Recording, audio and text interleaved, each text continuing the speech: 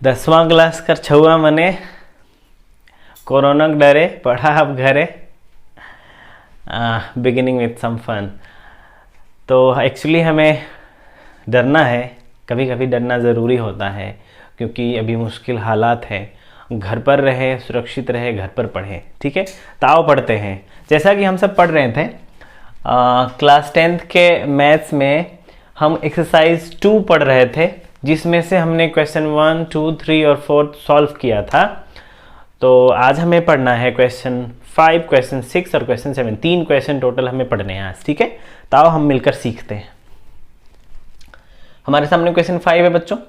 जांच कीजिए कि क्या, हमें जांचना है कि क्या किसी प्राकृत संख्या आपने पहले वीडियो में देखा था ना, प्राकृत संख्या यानी n इज इक्वल टू 1, 2, 3, 4, आगे और भी है, आगे आप जहां तक आप बोल सको, जहां मतलब अनगिनत अनंत है।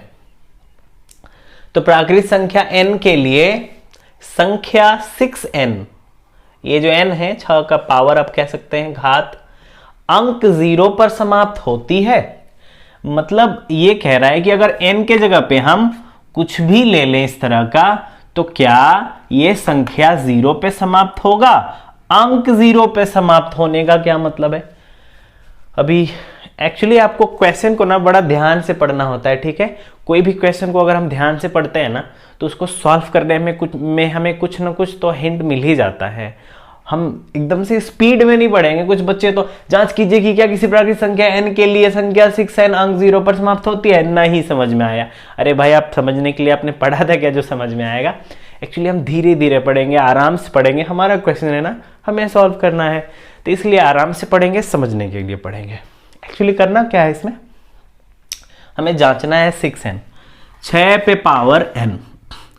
हम देखेंगे 6 पे पावर n के जगह पे आप कुछ भी रख लो, 1 रख लो, तो 6 पे पावर 1 का मतलब क्या होता है भाई 6 पे पावर, यहाँ पे n के जगह पे अगर 2 रख लो, तो 6 पे पावर 2 का मतलब क्या होता है बच्चों 36।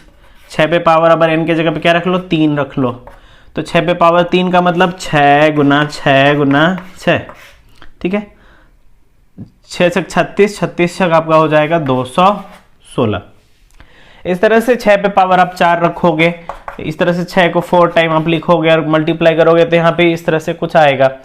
कितना आएगा, जैसे यहाँ तक 216 आया, 216 का मल्टीप्लाई हम 6 से एक बार और करेंगे तो 6 छक 36, 6 का 6 और 3 9, 6 दूनी 12, 1296 आया।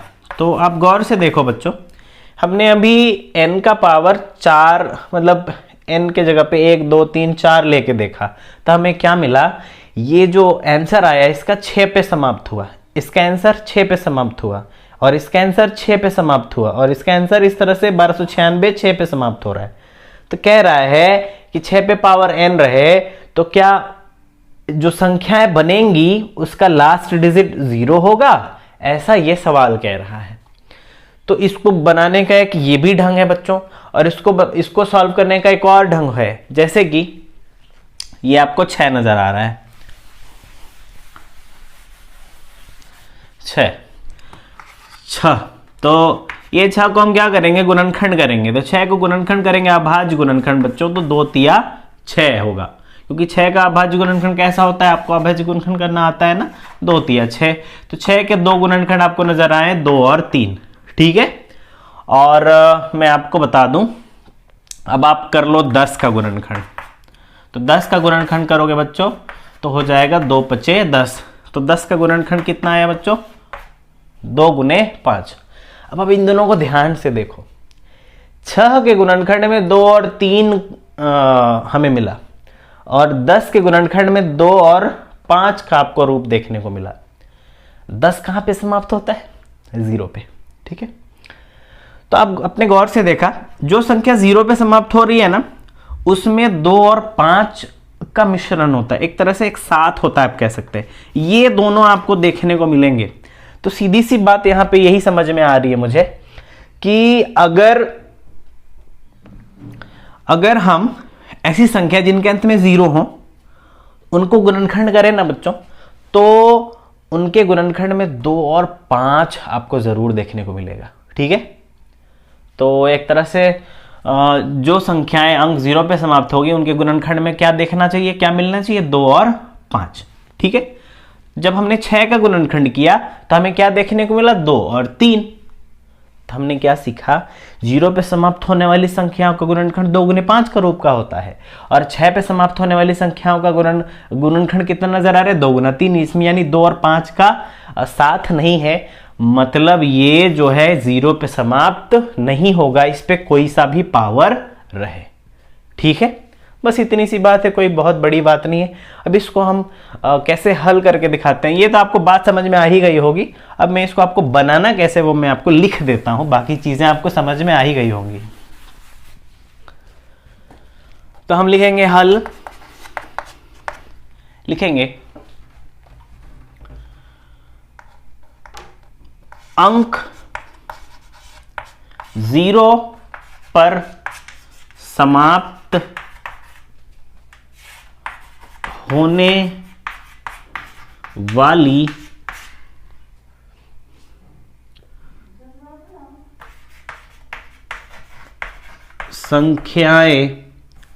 संख्याओं का अभाज्य गुणनखंड 2 गुने 5 के रूप का होता है। अभी मैंने बताया ना, 0 पे जो संख्या समाप्त होती है उनका गुणनखंड कैसा होता है, 2 गुने 5 के रूप का होता है। अब हम 6 का गुणनखंड करेंगे, 6 का अभाज्य गुणनखंड।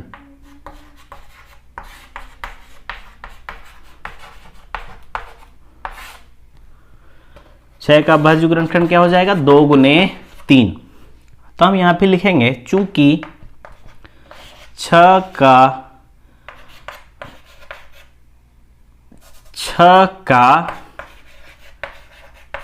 अभाज्य गुणनखंड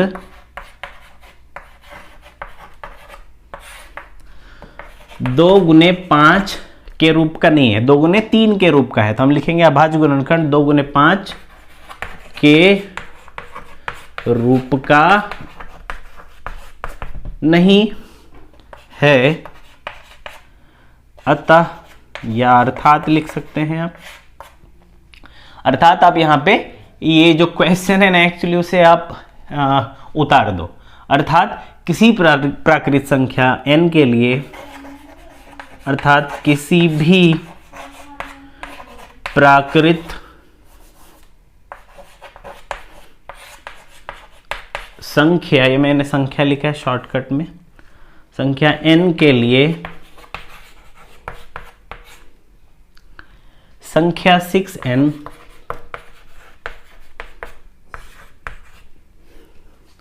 अंक 0 पर समाप्त नहीं होगी।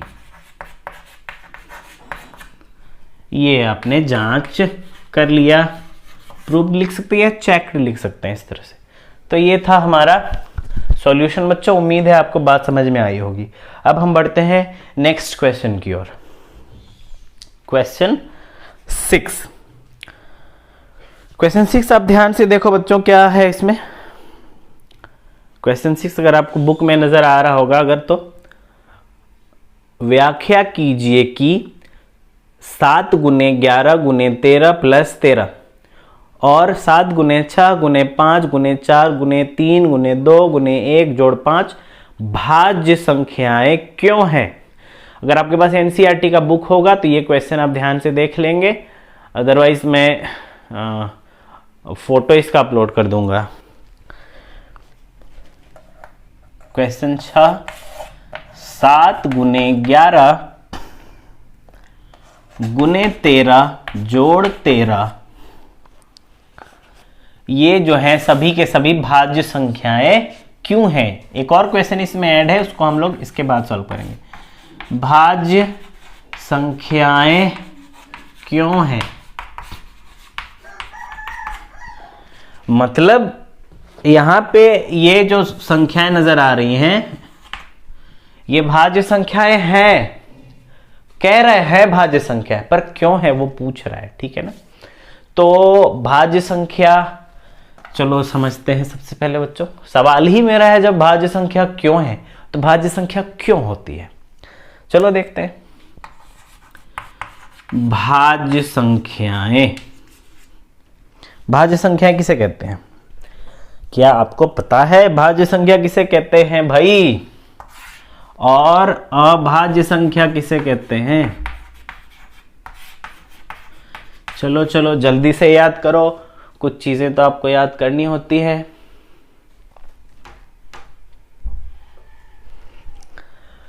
हाँ,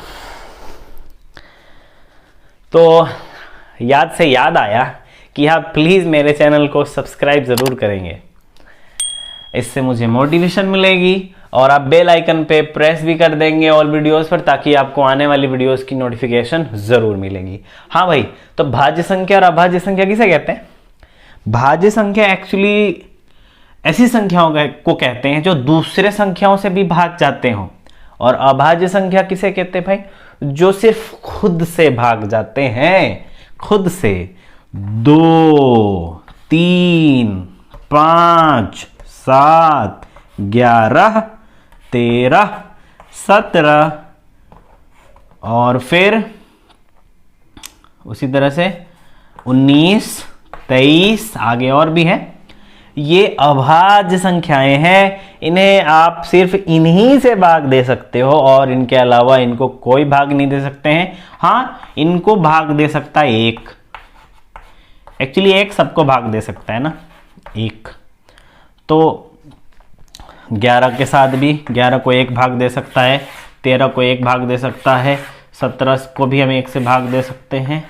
इस तरह से आपने देखा कि अभाज्य संख्याओं के कितने भाजक होते हैं भाई? सिर्फ 2 ही भाजक। इस तरह से एक्चुअली गुणनखंड हम कह सकते हैं। अभाज्य संख्याओं के कितने गुणनखंड होते हैं? सिर्फ 2, सिर्फ 2, ठीक है। अब आओ यहाँ इधर, क्या छूट रहा है गौर करना आप। छूट रहा है 2, 3 तो 5, तो यहाँ 4 छूट रहा है आपका, 6, 8, 9, 10, इतने ही में बात समझ में आ जाएगी। चलो भाई, 4 को किससे भाग दे सकते हैं? 2 से, खुद 4 से और 1 से। चलो 6 को किससे भाग दे सकते हैं भाई? सबसे पहले 2 से, 3 से, 6 से और 1 से। 8 को किससे भाग दे सकते हैं भाई? 2 से, 4 से, खुद 8 से और 1 से। इसी तरह और भी है, ये 9 को आप 3 से भाग दे सकते हैं, खुद 9 से और 1 से। इसी तरह से 10 को 2 से, 5 से और 10 से और 1 से। तो आपने देखा बच्चों, इन संख्याओं के कितने गुणनखंड नजर आ रहे हैं? 4 गुणनखंड नजर आ रहे हैं, ठीक है। इसके 3 नजर आए, इसके भी 3, तो कुल मिला के 2 से अधिक नजर आया। इन संख्याओं में सिर्फ 2 ही गुणनखंड है। तो ऐसी संख्या है जिनके गुणनखंड 2 से अधिक हो, 2 से अधिक गुणनखंड है यहाँ, है ना। तो अब भाज्य संख्या हो गई। और अभाज्य संख्याओं के गुणनखंड कितने होते हैं? सिर्फ 2, एक वो खुद और एक, ठीक है। तो इस तरह से आप देख लेंगे भाज्य और अभाज्य संख्या किसे कहते हैं। अब हम सॉल्व करते हैं भाज्य संख्याएं ये लोग क्यों हैं भाई। तो चलो, याद हुआ ना, 2 से अधिक गुणनखंड जिनके रहें उन्हें भाज्य संख्याएं, 2 से अधिक गुणनखंड जिनके रहें उन्हें भाज्य संख्याएं।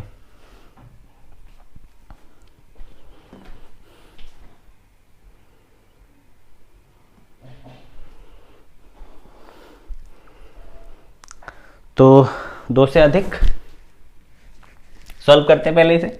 हल 7 गुने 11 गुने 13 जोड़ 13। इसमें से पहले कॉमन निकाल लेते हैं। यहां से यहां तक और इस पद में, दोनों पदों में कॉमन हमें 13 नजर आया, तो 13 कॉमन निकाल लिए। यहां 7 रह गया, 11 रह गया, और चूंकि कॉमन यहां से निकले तो 1 यहां पे रहेगा ना, 13 1 13, और फिर यहां पे 1। इस तरह से हमने कॉमन निकाल लिया। अब आगे बढ़ो, यहां से यहां तक गुना करो, ये ब्रैकेट के बदले गुना, 11 7 77, 1 77, ठीक है। और फिर जोड़ 1 यहां पे नजर आ रहा है आपको, तो जोड़ भी देते हैं 13 गुना 78, ठीक है। तो आपने देखा ये जो दो गुणनखंड आपको नजर आ रहे हैं, जब इन दोनों को हम गुना कर सकते हैं तो जितना इन दोनों का गुणनफल आएगा ना, तो उस गुणनफल को हम 13 से भी भाग दे सकते हैं और 78 से भी भाग दे सकते हैं। कैसे? क्योंकि 13 और 78 को गुना करने के बाद ही यहाँ कुछ मिलने वाला है, यहाँ पे एक नंबर मिलेगा, इन दोनों को गुना करने पे कुछ मिलेगा। क्या मिलेगा? मान के चलो 4 2 3 4 5 इस तरह का कुछ नंबर आ गया, ठीक है ना। यहाँ पे आप इस पे ज्यादा फोकस मत करना, ये मैंने ऐसे ही लिखा है, ठीक है। इन दोनों का गुणनफल चलो मैं करके ही बताता हूँ। 13 8 104, हाथ में 10, 13 7 91, 91 और 10 आपका हो गया 101, 1014। तो इन दोनों का गुणनफल 1014 आया। तो 1014 इन दोनों से मिलके ही बना है ना भाई, तो इसको हम 78 से भी भाग दे सकते हैं और इस ये जो है ये 13 से भी भाग दे सकते हैं, ठीक है ना। एक्चुअली यहाँ पे हम 1 भी लिख सकते हैं। अब गौर से देखो, यहाँ पे अगर हम नहीं लिखते थे, कितने गुणनखंड नजर आ रहे थे? 13 और 78, 2 गुणनखंड नजर आ रहे थे। 1 तो हमेशा रहता है, किसी के साथ भी हम लगा सकते हैं गुना में। टोटल कितने गुणनखंड नजर आए बच्चों? 3 गुणनखंड नजर आए। तो यहाँ पे आप सिंपली लिखोगे, चूंकि यहां या फिर हाँ, चूंकि यहां 2 से अधिक गुणनखंड मौजूद है, इसीलिए यह भाज्य संख्याएं हैं।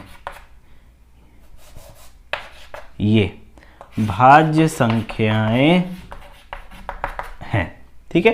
ये आपका आंसर हो गया, ठीक है बच्चों। चलो हम इसी क्वेश्चन के अगले क्वेश्चन को बनाते हैं, चलो सॉल्व करते हैं। तो सबसे पहले यहाँ से यहाँ तक आपको गुना करना है, लेकिन इससे पहले आप कॉमन ले लो। 5 कॉमन नजर आ रहा है ना, यहाँ से यहाँ तक में से 5 है और दूसरे पद में भी 5 नजर आया। तो 5 अगर हम हटा लेते हैं, कॉमन ले लेते हैं, तो यहाँ रह जाएगा 7 गुना 6 गुना 1 ये वाला, गुना 4 गुना 3 गुना 2 गुना 1 जोड़ 1, ठीक है ना। ये 5 के बदले मैंने 1 क्यों लिखा? क्योंकि ये 5 यहाँ मैंने कॉमन ले रखा है, 5 1 5। अगर इसको हम वापस इससे गुना करेंगे तो 5 1 5 वापस इस तरह का बन जाएगा, ठीक है। चलो भाई गुना करते हैं। 5 वापस यहाँ पे लिखेंगे और गुना करेंगे इनको। 7 छक 42, 42 1 42, 1 को रहने देते, गुना नहीं करते हैं, या फिर आप कर भी लो। 7 छक 42, 42 1 42, 42 चौके कितना हो जाएगा भाई? तो यहाँ 7 छक 42 1 42 हम रहने देते हैं और इधर से गुना करके आते हैं। यहाँ से यहाँ तक 42 हो गया, 2 1 2, 2 3 6, 6 चौके 24, 42 24 को गुना कर दो, 4 दूनी 8, 4 चौके 16, 42 दूनी 84, 8 यहाँ पे, 6 4 10, 8 1 9 और 1 10, 8 6 4 10, 8 1 9, हाथ वाला 10, 1008। तो आपने देखा यहाँ पे ब्रैकेट के बदले में मुझे गुना देना होगा, 1008। ये वाला अगर हम गुना ना करें तो कुछ इस तरह का दिखाई देगा, 1008 जोड़ 1। हमने यहाँ से यहाँ तक और यहाँ ये सब मैंने गुना कर लिया यहाँ से यहाँ तक, ठीक है। उसका 1008 आया, ये प्लस, उसको अभी प्लस करेंगे हम लोग, ठीक है ना। 5 गुना 1008 और 1 1009। अब गौर से देखो यहाँ कितने गुणनखंड नजर आ रहे हैं? 2। 1 तो हमेशा हम लिख सकते हैं इस तरह से। तो टोटल की हर संख्या के साथ 1 जो है ना वो बेनिस्ट होता है ना, सब 1 जो है सबको भाग दे सकता है। तो आप सोच रहे होंगे 1 मैंने क्यों लिखा? तो अगर आपके पास कहीं 5 इस तरह से है, अगर आप दूसरे स्टेप में उसको 5 गुना 1 अगर लिख देते हो तो इसके परिणाम में कोई बदलाव नहीं होगा। तो इस तरह से एक्चुअली इसके 2 गुणनखंड है ना 5 के। तो यहाँ कितने गुणनखंड नजर आए बच्चों? 3। तो जब 3 गुणनखंड, 2 से अधिक गुणनखंड नजर आते हैं, 2 से अधिक, सिर्फ 2 गुणनखंड तो अभाज्य संख्या, और 2 से अधिक गुणनखंड तो भाज्य संख्या है। तो यहां पे आप क्या लिखोगे? चूंकि यहां 2 से अधिक गुणनखंड मौजूद हैं, उपलब्ध हैं, इसीलिए ये भाज्य संख्याएं हैं। ठीक है, कंप्लीट हो गया भाई। आप ध्यान से देखना, उम्मीद है आपको समझ में आई होगी। हम क्वेश्चन 7 की ओर बढ़ते हैं। इस चैप्टर का क्वेश्चन लास्ट है, वो लास्ट क्वेश्चन है। अभी क्वेश्चन 7 आप निकालो, आपके एनसीईआरटी बुक में है क्वेश्चन 7। ये है ग्राउंड, गोल गोल वृत्ताकार। ठीक है, मेरा वृत्त अगर थोड़ा भयंकर नजर आ रहा हो तो आप थोड़ा सा हंस लेना भाई। चलो देखते हैं। तो ये है ग्राउंड। यहाँ पे एक लड़की है सोनिया, यहाँ पे मान के चलो मैंने एस लिख दिया। ये चलना शुरू करती है, ये पूरा चक्कर लगाती है ना, तो इसको टाइमिंग कितना लगता है भाई? 18 मिनट। और एक रवि है, रवि चलना शुरू करता है। रवि, दूसरा बंदा रवि है, रवि आर रवि, इसको कितना समय लगता है भाई? 12 मिनट। ठीक है ना। दोनों जो है, सवाल है कि अलग अलग जब ये राउंड लगाते हैं तो एक चक्कर में 18 मिनट, एक चक्कर में 12 मिनट। ठीक है, सवाल हमारा ये है कि दोनों एक ही बार एक ही जगह से चलेंगे तो एक ही दिशा में चलेंगे। ठीक है ना। तो वापस इसी स्थान पर कितने देर बाद मिलेंगे? इसी स्थान पर नहीं। हमारा सवाल क्या था, मैं एक बार फिर से पढ़ लेता हूं।